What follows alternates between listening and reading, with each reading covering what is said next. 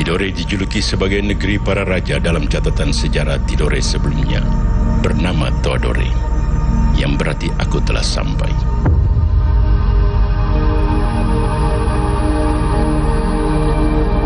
Tidore hingga kini sudah berumur 913 tahun. Umur tidak muda lagi dalam catatan sejarah Nusantara. Sekian ratus tahun menjaga riwayat dalam rumah Soa. Tiang dasarnya Madariva Papa Setete, Madafolo Cikrutlo.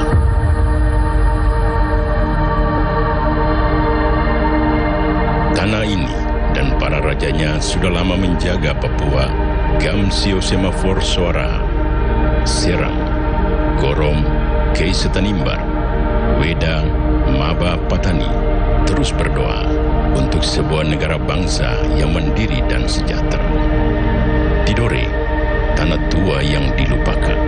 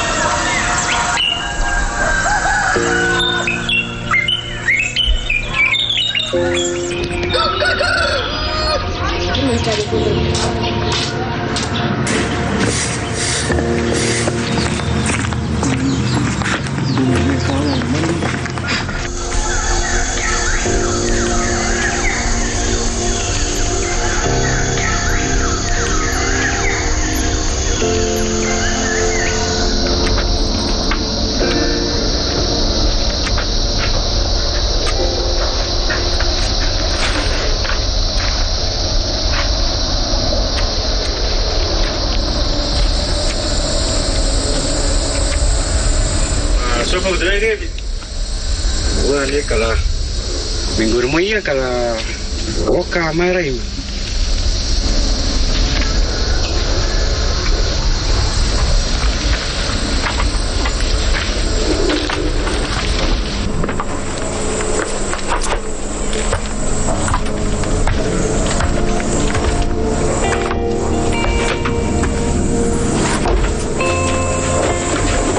Sini ada 5 marga. 5 marga itu, marga saya ini marga Mahifa, marga Tuduho, marga Tesofu Malamo, marga Tesofu Makene, marga Falasohi. Masing-masing punya wilayah pembagian itu, masing-masing sudah ada wilayah penjagaan hutan itu.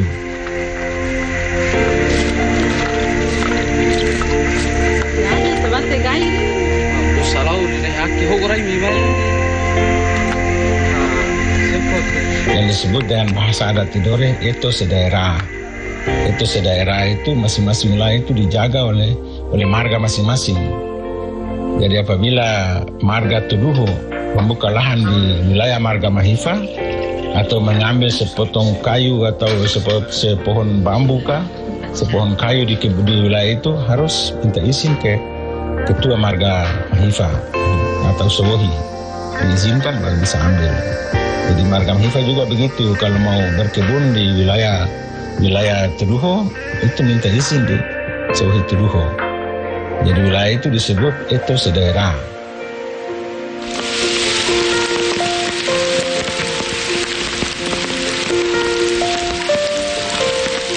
Itu supaya kehidupan itu tidak ada keretakan dan sesama marga warga masyarakat, dan saling menghargai antar sesama dan saling mengetahui bahwa siapa yang memimpin harus memberikan penghargaan atau memberikan penghormatan kepada para pimpinan itu.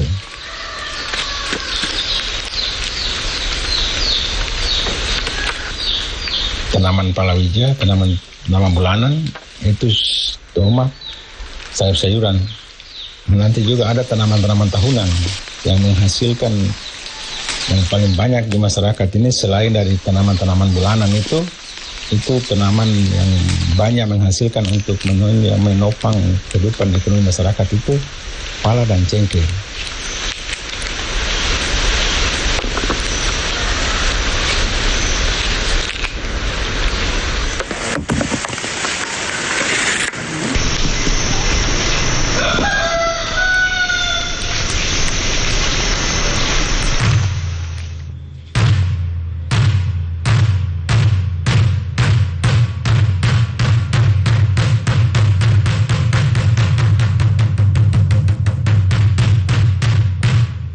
Allahu Akbar, Allahu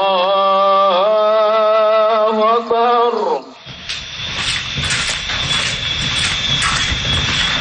Sohi itu adalah pimpinan dari satu marga.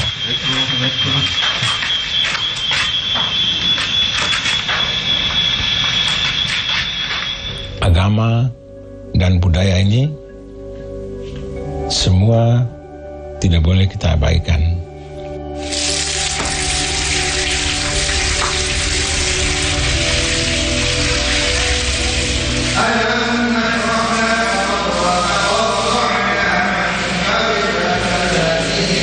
Sebelumnya saya tidak bayangkan bahwa saya akan jadi sohi, karena saya dulu orang lapangan.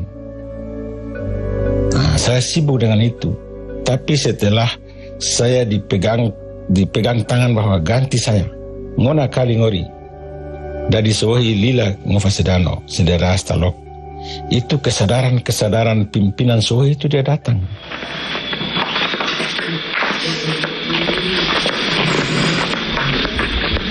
Pimpinan dalam agama dan pimpinan dalam adat ini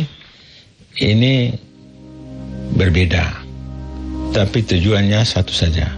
Yang pimpinan agama yang disebut dengan bahasa adat Tidore adalah bobatu hakikat. Mereka ritualnya khusus kepada tarekat dan khususnya adalah ajaran-ajaran agama.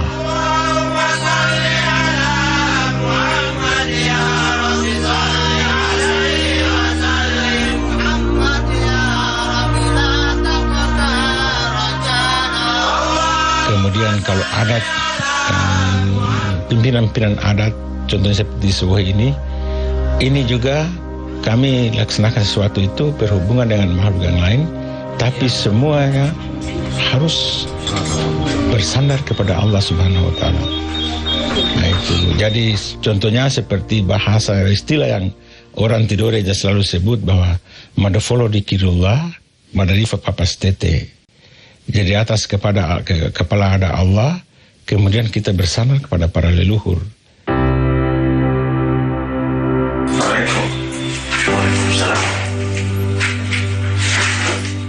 Jadi Bapak ini menurut saya sebagai seorang anak ini memang beliau ini sosok ayah, sosok pemimpin yang sangat luar biasa menurut saya. Sebab beliau pada keseharian sebelum beliau memimpin marga kami, marga Mahifa ini, beliau dulu adalah seorang guru olahraga yang mengajarnya bukan di Gurabunga, tapi awalnya mengajarnya di Halmahera Timur. Pak Haji itu orang baik, orang penyayang, dan ya ke saya sebagai ibu kalau pekerjaan saya kalau terlalu banyak, dia juga sama-sama bantu saya. Yang Pak Haji itu orang ramah dan semua masyarakat yang suka Pak Haji.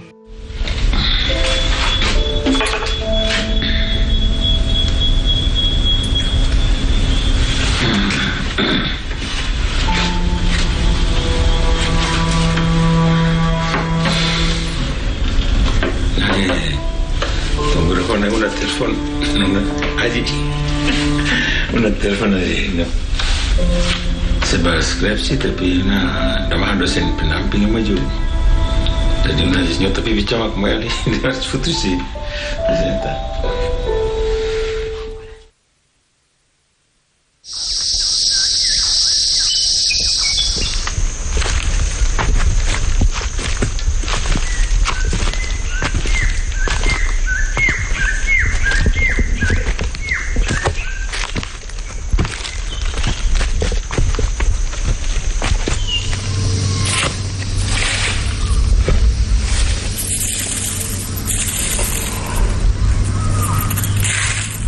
Ngarai. Wah.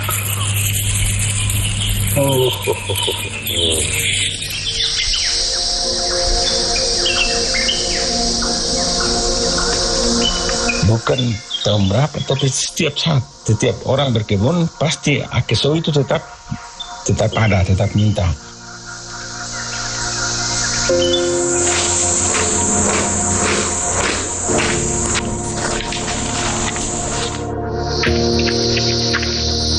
Assalamualaikum Haji.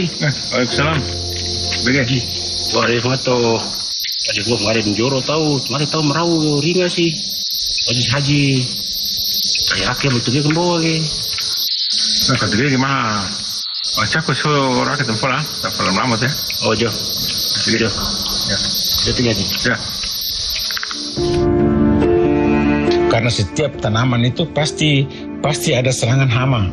Kemudian penyuburan, suburan juga kalau dilakukan khusus pupuk saja itu tidak akan hasilnya mencukupi, hasilnya tidak memuaskan oleh para petani. Jadi harus didukung dengan akeso itu.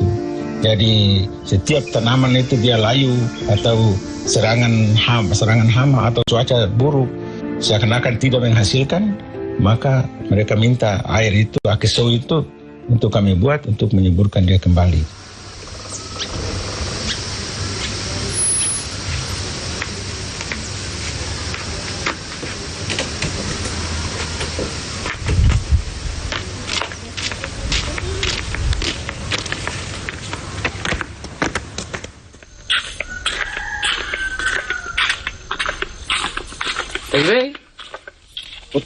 Teh Haji perlu sunar sebarang temate marau ringa sih. Oh. Seperti mau jom marau ringa sih. Oh, jo. Tapi Jo.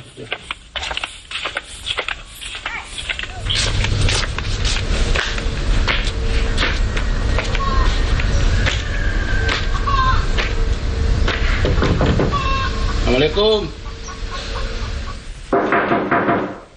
Waalaikumsalam. Nak game sino? Ali.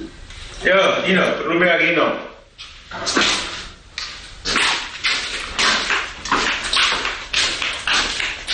Yo, Haji waktu aron dege perlu Haji kembo kemarin na uram jodoh dah ke serang kembo si lima belas Haji diragai nama so tebe Haji wajah lah waktu gai. Yang tu aja ngona kamu terlama ya li. Yo. Dengan tagi maku atur maku fato maku aja ngoni. Deglom kamu terlama gela. Ngono poli nama maku aja lah. Gai gura se kamu so kumbo. Yo. Orang tiga fato sekarang ya tagi lama maku aja sih orang sekali. Mau si ada si Haji muda ya li. Ya masuk ke rumah. Ya. Assalamualaikum. Waalaikumsalam.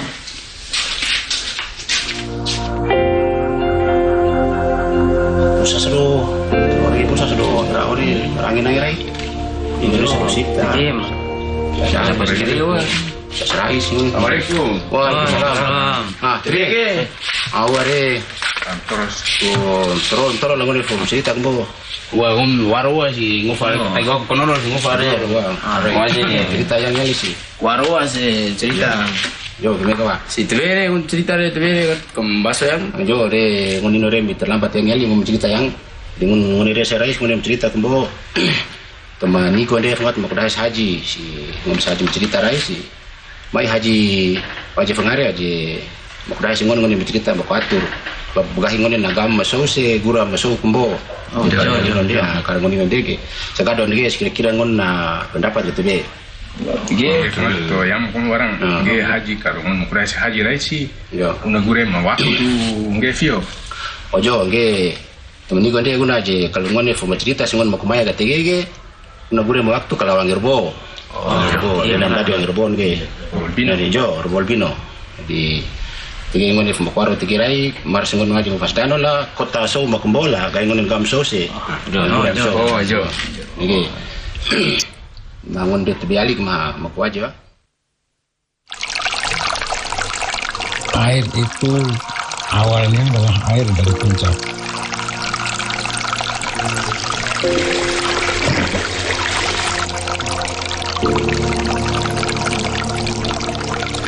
Air itu disemayamkan di rumah adat masing-masing. Contohnya di Mahifa ada air di dalam. Di Tuduho ada juga, di Tusofu ada juga. Di Tusofu Makene juga ada, Falasohi ada juga. Jadi air itu nanti satu marga punya anak cucu minta air, berarti datang di mereka punya sohi, minta air dan ambil air itu.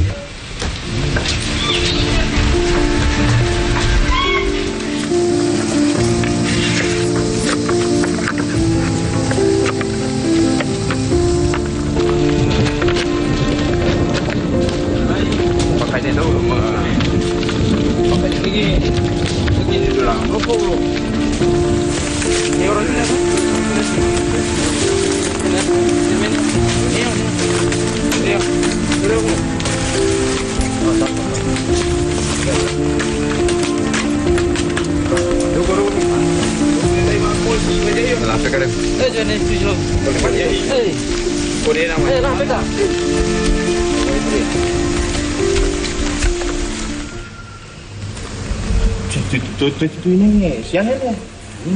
Nah, kira setengah lima gulo kan. Hari jam ni hari kota tu ya suara tu haji dah. Jo. Lain dia. Jo.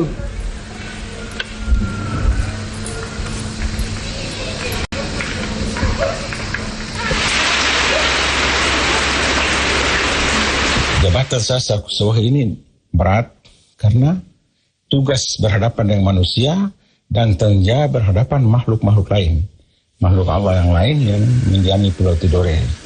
Kemudian menjabat sebagai Sohi ini juga bertanggung jawab atas kedamaian, perdamaian dan kemaslahatan Tidore dan wilayahnya.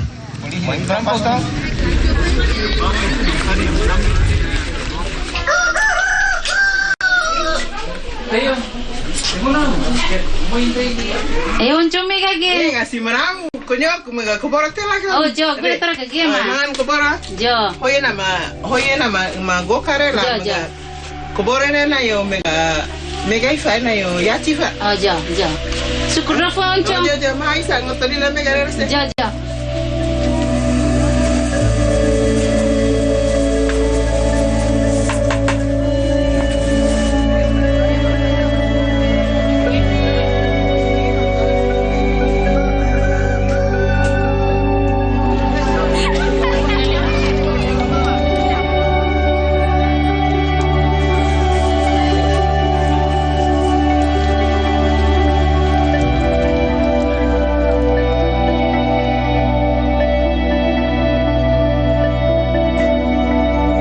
Tugas saya yang lain lagi adalah memberikan berkah dan menobati Sultan Tidore.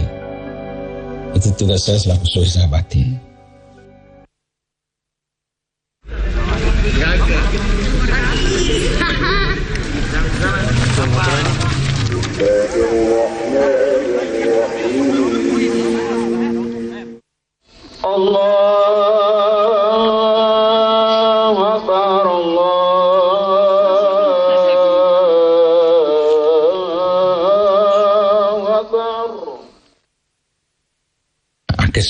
Ake itu air.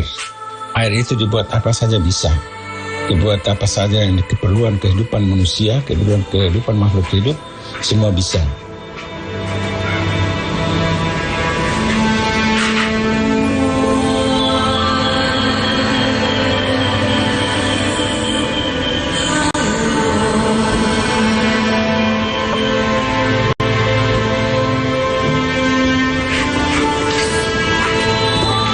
Itu datang dari dari para Sohi. Maka air itu ambil 3.000 itu taruh di lapangan di sana. Terus air itu diambil di doro ini masing-masing bawa ke lapangan itu untuk jadikan sebagai bahan keso. Dari 3.000 itu di setiap marga ini ada 3.000 itu semua. Maka dari itu taruh 3.000 di sana. Kemudian air itu diambil dari para Sohi ini semua, baru dituangkan di sana. Terus kita buat satu acara memperkenalkan bahwa 3.000 itu menggambarkan bahwa Akeso di Gurabunga itu pakai 3.000 itu. Kie sigam matolamu sisubu yang farangum masuk bote di sesuban Sohi kie matiti. Di sini ada 6 Sohi.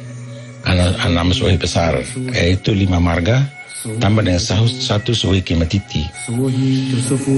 Jadi kelima-lima ini punya tugas dan tanggung jawabnya berbeda. Ibu Gura Mahoja Madoya Akeso Folahi Teju Tawo Catu Folahi Teju Tawo Ito setolak segala soy senahasi toma munara linga rempah hate komode segosora masofo Gofa Sadano Akeso Magogosa Tomaso Mahifa. Mahifa ini punya kapita mayor. Kapita mayor itu angkatan udara yang menjaga wilayah itu. Itu mereka gaib. Kemudian kapita Kie itu mereka menjaga darat, disebut dengan angkatan darat sekarang ini. Kalau Teduho mereka menjaga laut, disebut dengan kapita laut.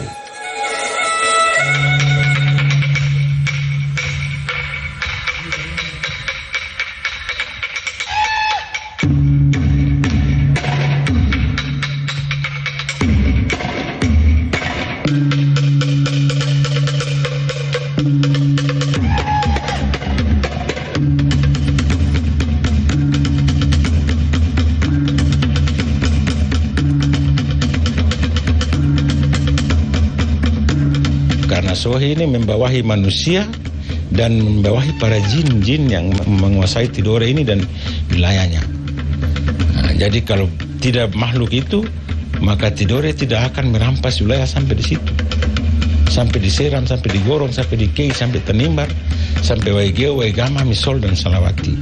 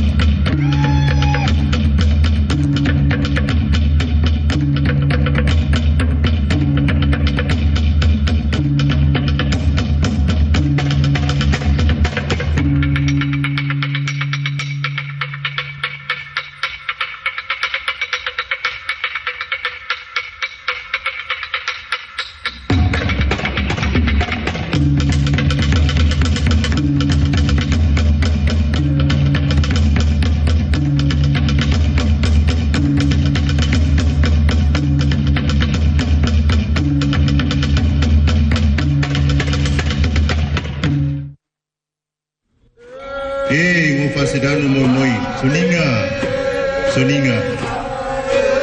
ki segam daerah setalok tomasuru segulu todore gam range polano maruha mafor soaraha Papua gam sio seram segoron kei setanimbar ge romoi bato Soninga limau madade-dade Lige mabara tiko sedoe ngofa sedano moi Soninga jo soninga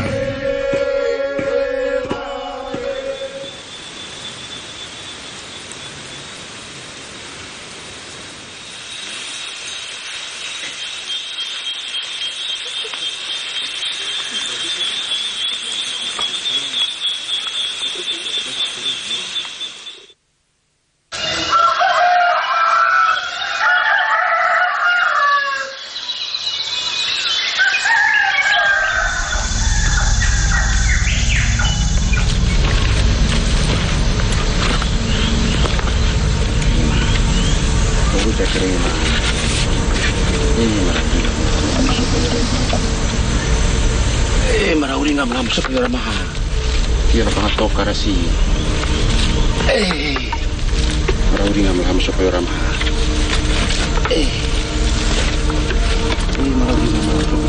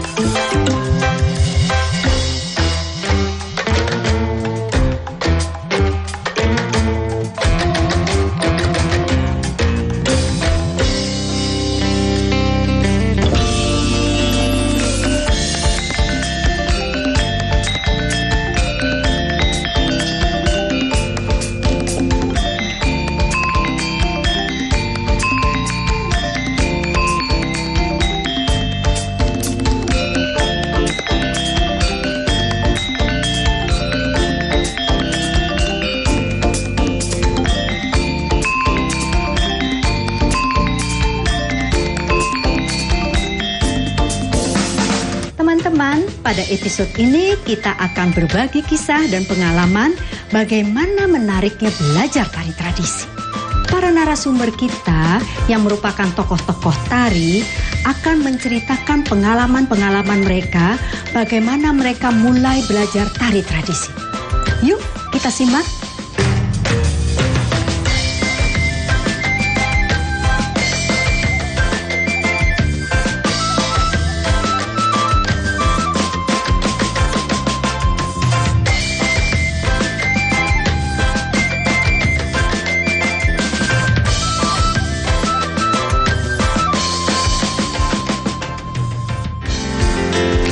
Jadi teman-teman, saya mulai belajar tari tradisi pada waktu umur saya 5 tahun. Waktu itu karena orang tua saya tinggal berpindah-pindah di kota-kota di Indonesia. Sebagai orang Bali, ayah saya almarhum menganggap bahwa dimanapun kita tinggal di luar Bali, kita harus tetap mendekatkan diri dengan akar.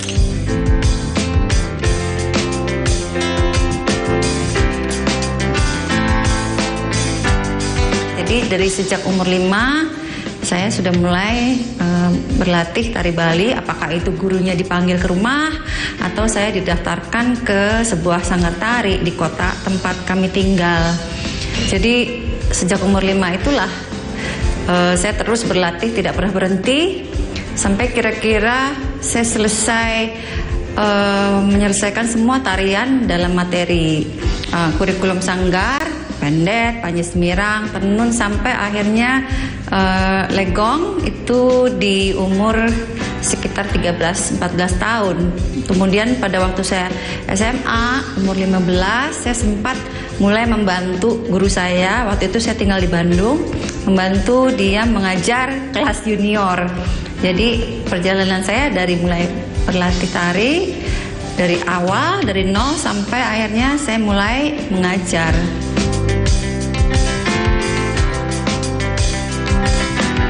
Sanggar pertama yang saya masuki secara formal adalah Budaya Budaya di Jakarta. Waktu itu guru saya almarhum Gusti Agus Perbawa dan istrinya Ibu Niketut Sukarni. Dengan mereka lah saya belajar tari-tarian basic, seluruh tari-tari klasik dari pendet sampai legong. Setelah itu saya pindah ke Bandung. Dan di Bandung saya ikut sanggar yang namanya Diah Aditya Karya yang merupakan cabang Diah Tantri pada waktu itu. Di situ saya mendalami lagi legong dan tari-tarian kekebiaran lainnya. Setelah itu saya mulai mementaskan legong secara sering. Memang condong dari dulu merupakan tari specialty saya, tari yang memang sering saya pentaskan.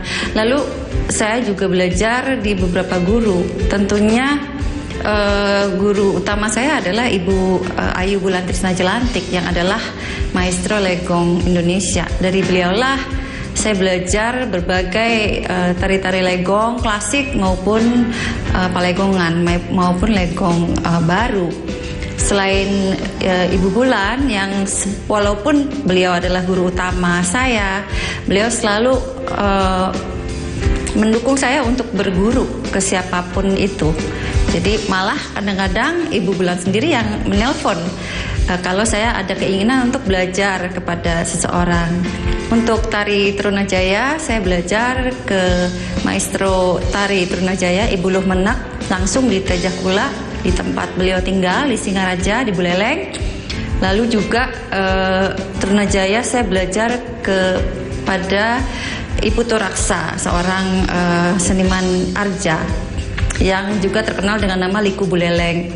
Selain Trunajaya saya juga belajar tari laki-laki, tari baris itu dengan maestro baris di Ubud, Anom Baris nama sebutannya, Ana Agung Anom. Juga saya belajar baris ke Ana Agung Panji yang adalah seorang pelatih tari laki-laki di Jakarta. Selain itu untuk tari-tari legong saya juga belajar di Peliatan kepada pemimpin grup Peliatan saat ini, Na Agung Gedeo Kedalem. Kami sering ke Peliatan untuk belajar langsung pada beliau. Juga untuk legong Playon saya belajar ke Ibu Putu Sutarini yang adalah menantu maestro topeng Pak Jimat di Batuan. Jadi guru saya banyak. Saya berguru tari-tari klasik kepada mereka yang memang masternya.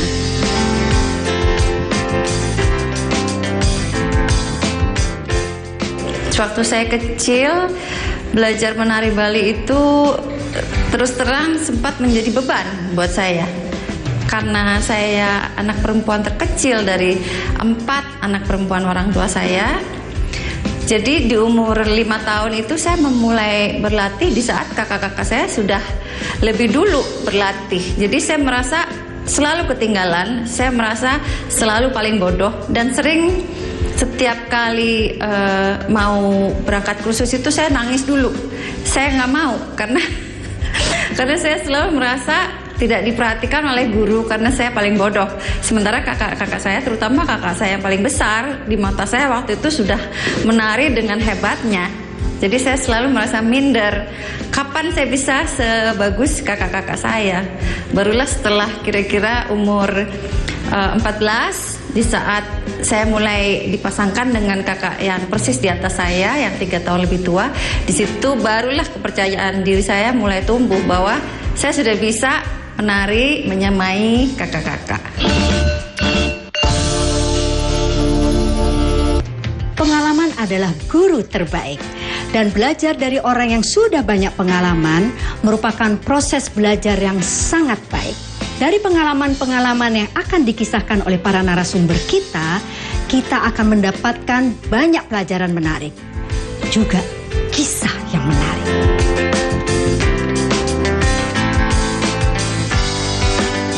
Teman-teman, saya mau cerita sedikit. Saya belajar tari tradisi sejak SD. Ketika itu saya sekolah di desa kecil. Kalau sekarang dia sudah menjadi kabupaten, yaitu Kabupaten Solok Selatan, Sumatera Barat. Walaupun saya lahir di Jakarta, kemudian di SD saya sekolah di kampung. Ibu saya orang Minang, saya dibawa nenek saya ke kampung. Kemudian belajar menari.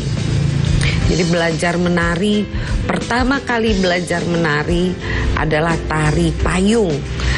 Tari payung karya Ibu Sofiani Yusaf Rahman. Nah, sampai hari ini tarian itu masih eksis, masih ada.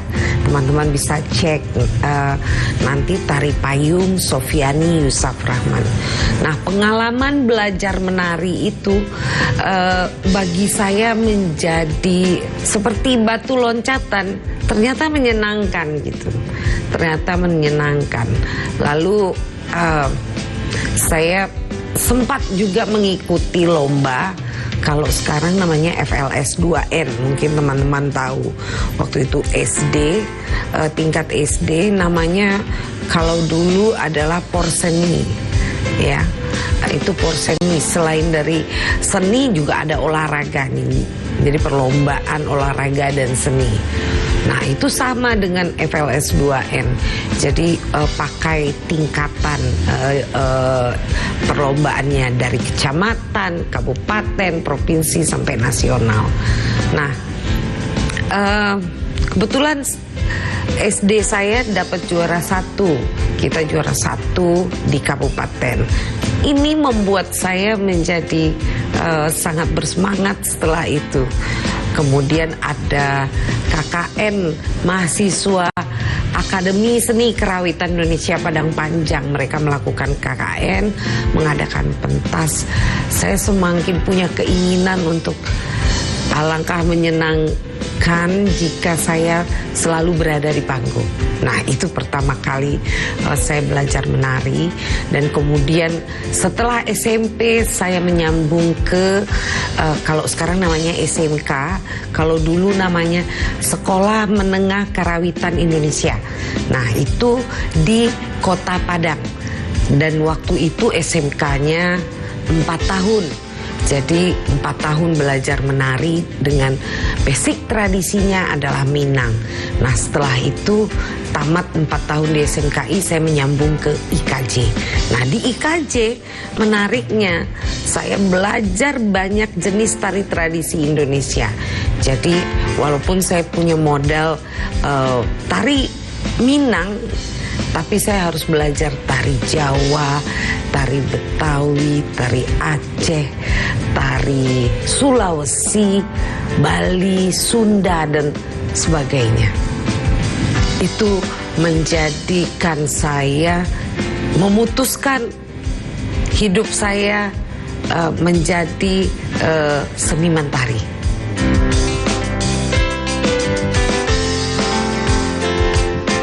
Nah, belajar menari itu tidak hanya di sekolah, tapi juga lewat kegiatan komunitas. Misalnya ketika saya di Jakarta, saya tidak cuman belajar di Institut Kesenian Jakarta, tapi saya juga bergabung dengan komunitas yang lain.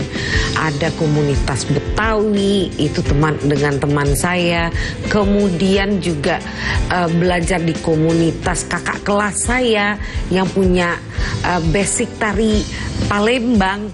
Kemudian juga dengan sebuah dance company yang besar adalah Gumarang Sakti. Ini dance company pimpinan almarhum Ibu Gusmiati Suid. Hampir saya 20 tahun bersama mereka, belajar banyak hal di komunitas tersebut.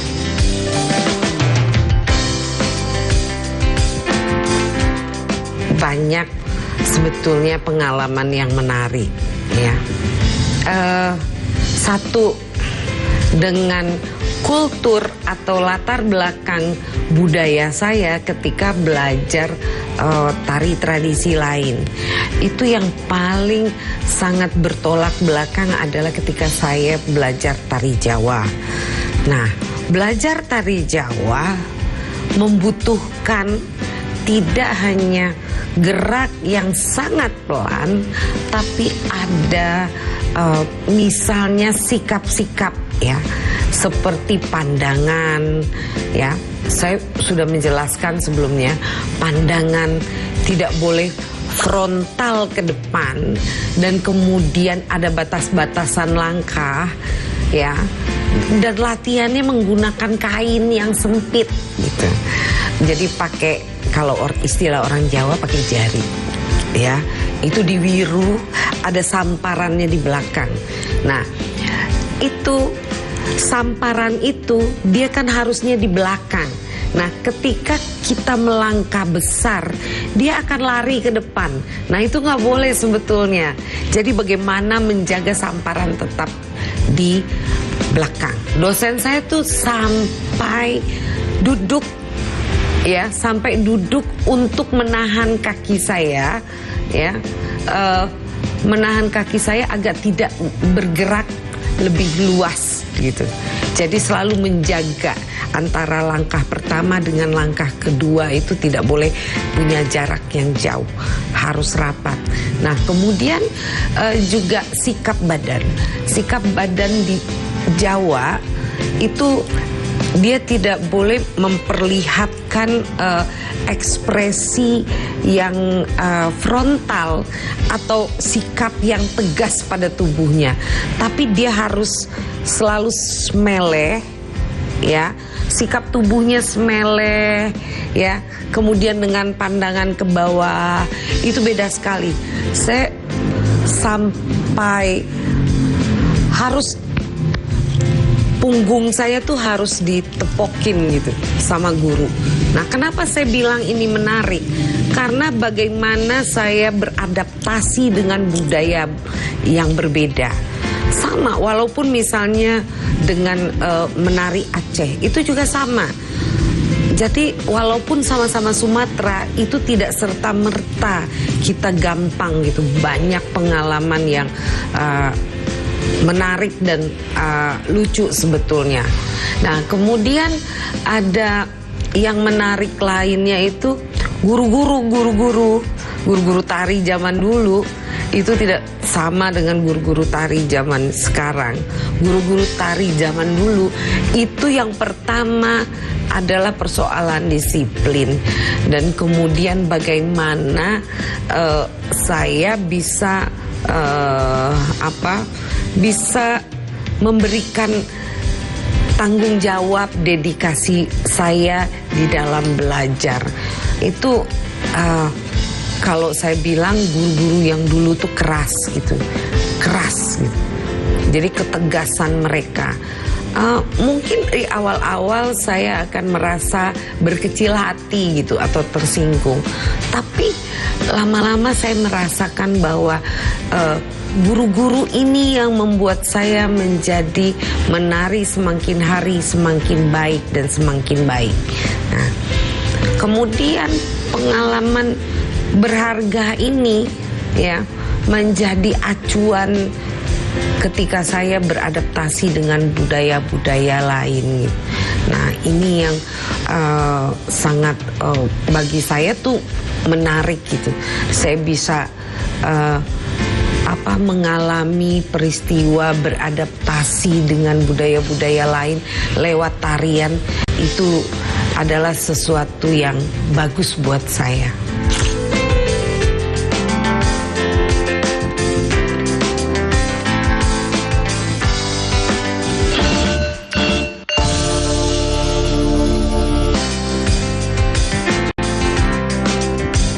Teman-teman semuanya, saya mau bercerita, flashback ke belakang ya.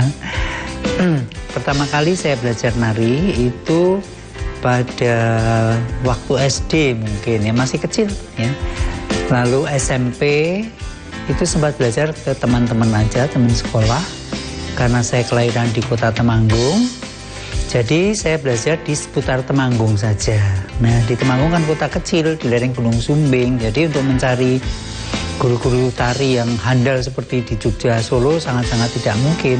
Sehingga ya pepatah itu kan mengatakan tidak ada rotan, akar pun berguna, istilahnya begitu. Tapi itu adalah perjalanan.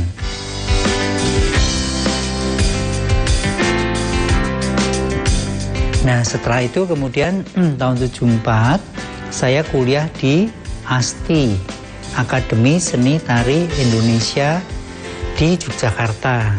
Jadi saya hijrah dari Temanggung ke Yogyakarta untuk kuliah di ASTI itu 74. Nah, pada waktu di ASTI itu saya belajar dari banyak guru, mulai dari tari gaya Surakarta, tari gaya Yogyakarta, tari Sunda, tari Bali. Bahkan karena kedekatan saya dengan dosen-dosen tari Sunda dan Bali, saya sempat pada waktu masih mahasiswa itu saya dikenalkan guru saya kepada maestro tari di Cirebon, di Palimanan tepatnya. Saya paling suka itu belajar langsung ke daerah di mana tarian itu berasal, karena itu sangat penting. Seperti sudah saya jelaskan di depan bahwa kita belajar nari tidak hanya belajar geraknya, tapi rohnya tari itu atau penjiwaan dari tarian itu.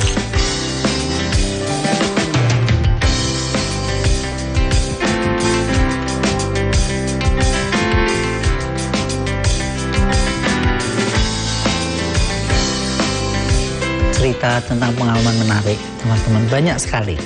Seperti mungkin bisa saya ceritakan beberapa ya. Pada waktu saya belajar di Cirebon, itu guru saya itu, beliau kalau mengajar nari itu tidak selalu sama. Jadi ragam yang diberikan murid satu dengan satunya itu kadang-kadang ada yang berbeda. Nah, itu yang membuat awalnya saya bingung, loh kok lain dengan yang diajarkan saya. Tapi kemudian di situ justru kelebihannya seniman tradisional di situ, bahwa suatu saat muncul improvisasi ataupun ragam yang spontan baru yang belum pernah saya ketahui. Nah, itu kita sebagai murid harus pintar-pintar menyerap itu supaya kita menjadi kaya dengan istilahnya dengan bentuk-bentuk tari itu sendiri. Kalau teman-teman melihat sekarang, saya banyak sekali menari dengan topeng. Nah, itu yang mendasari awal adalah guru saya dari Palimanan, topeng Palimanan. Itu tahun 79. Itu yang mendasari tari topeng yang kemudian entah bagaimana sampai saat ini saya selalu asyik, saya selalu enjoy, saya selalu senang mengekspresikan tarian melalui topeng. Sampai saat ini, sampai akhirnya muncul kreasi saya yang berjudul Tari Dwi Muka, itu kan juga menggunakan topeng di belakang. Nah, selain itu sekarang sudah mulai saya akan libatkan atau akan memadukan dan menampilkan unsur-unsur tari daerah lain. Antara lain yang sedang saya siapkan itu, saya sedang membuat tarian tangih pinggang, itu tangis enggang. Ini yang sedang saya persiapkan, jadi tangisan burung enggang. Dari etnis Dayak, saudara-saudara saya yang di Dayak sana. Jadi pada tahun, mungkin teman-teman juga sudah banyak yang tahu, banyak yang baca, tahun 74 waktu saya kuliah di ASTI Yogyakarta, sekarang sudah menjadi ISI ya, Institut Seni Indonesia.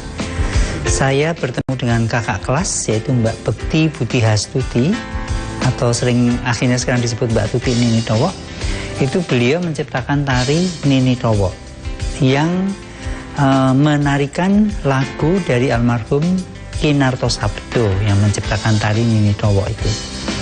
Nah, tarian itu dibuat komedi. Beliau membuat itu, Mbak Tuti, tahun 73 pada waktu ujian sarjana muda. Zaman itu kan masih ada sarjana muda, tidak S1 ya. Lalu waktu saya kuliah di sana, Mbak Tuti merasa cocok dengan saya karena saya juga senang yang lucu-lucu. Akhirnya saya diajak untuk menarikan tari Nini Towo.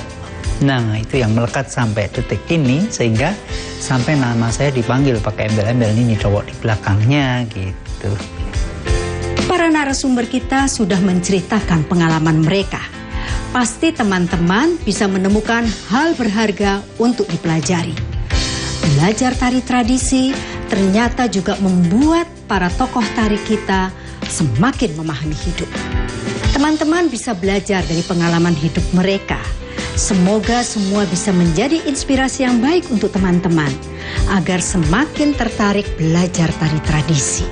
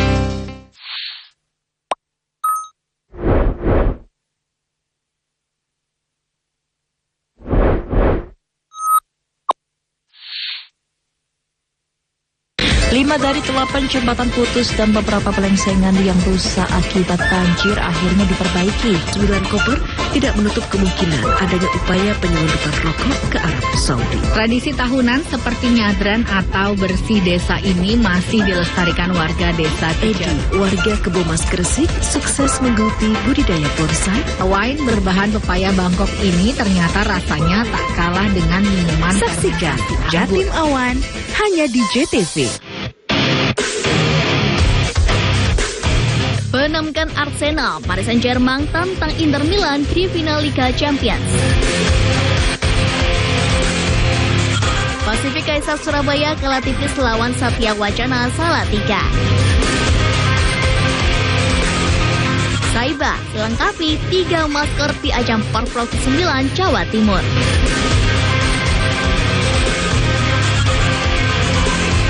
Perdagangan ilegal sianida di Surabaya dibongkar Mabes Polri.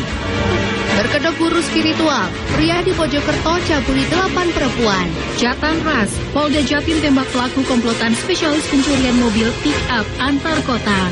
Larangan kepada perusahaan yang menerapkan batas usia dalam proses rekrutmen kerja. 40 tahun menabung, nenek penjual kue keliling asal Lamongan berangkat haji. Saksikan Pojok TV hanya di JTV. Musim Haji 2020 resmi dimulai dino iki ke jamaah calon haji teko Indonesia. Gubernur Jatim melok langsung nemoni para puro ambek meringoti dino puro bareng-bareng. Montor-montor spot iki melaku buanter iring-iringan sadurunge ngalami kecelakaan. Maite pendaki iki akhirnya kasul dievakuasi teko jurang. Saiki faktor nilai akademik dadi prioritas timbangane sistem zonasi utawa jarak. Saksikan Pojok Kampung cuma nang JTV.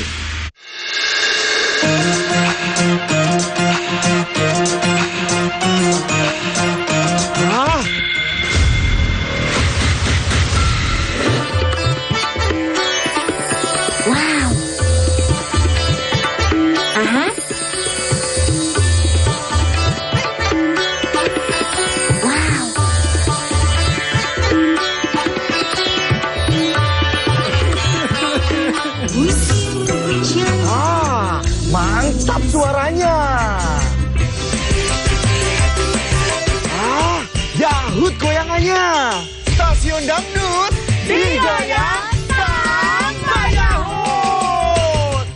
Gaduhe pulsa. Gaduhe pulsa iki lho Ron, tak bedheki kon iso jawab oleh pulsa. Temen lagi. Ayo. Tukang gendam. Ayo. Oh, tukang sihir. Iki. Loh, iki. Ya, delok. Wah, bener. Oleh pulsa. Lah, oleh pulsa. Gawe kanca-kanca kabeh dulur-dulur kabeh sing kepengin oleh pulsa, melok kuis tul cenak setiap Jumat, Sabtu, Minggu. Jam 6 karo jam 8 bengi nang nggone tul cenak. Nonton sampe dijamin banyak CTV.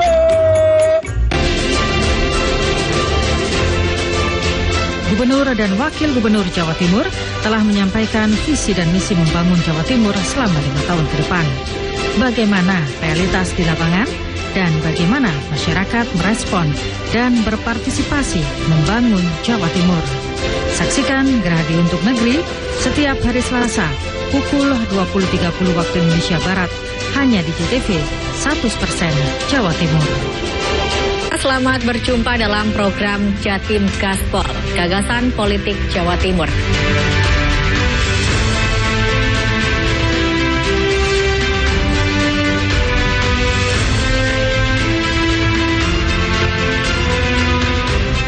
Saksikan program dialog Gagasan Politik Jawa Timur, Jatim Gaspol, tayang setiap Rabu pukul 18.00 hanya di JTV. Kita mencoba untuk menggali apa yang telah ditampilkan KPU dalam deskripsinya dia. Tingkat kepercayaan publik masyarakat terhadap penyelenggaraan pemilu ini sudah tinggi.